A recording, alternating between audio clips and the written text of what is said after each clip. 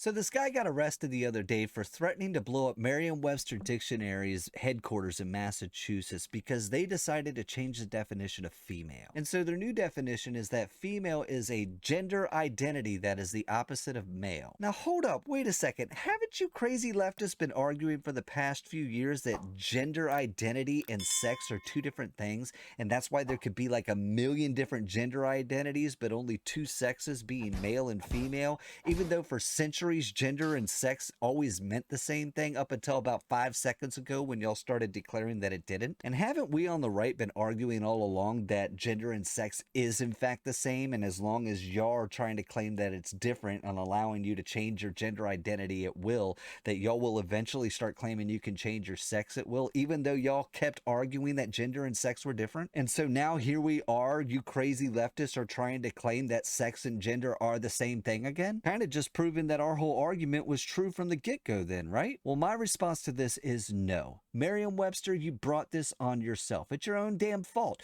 You allowed these crazy kooky leftists to infiltrate your institution in an effort to intentionally change our culture. If you did not allow these crazy leftists to infiltrate your institution, then this would not have ever happened. If anything, this whole scenario proves that the left's claim that white supremacists control all of our institutions of power is nothing but an all-out lie, considering that Merriam-Webster is probably one of the most powerful institutions of power within our culture, being the institution that literally defines the language of our culture. And it's quite clear that that institution is in the firm grasp of the liberal left. And considering how damaging and corrupt liberalism is to our culture, we as patriotic Americans seeking to preserve our culture have no choice but to reject Merriam-Webster as a credible source of information that is non-biased. We can no longer recognize any of their definitions as legitimate. We don't need to blow them up physically like this guy was trying to do, but we can blow them up metaphorically simply by rejecting them as an institution altogether,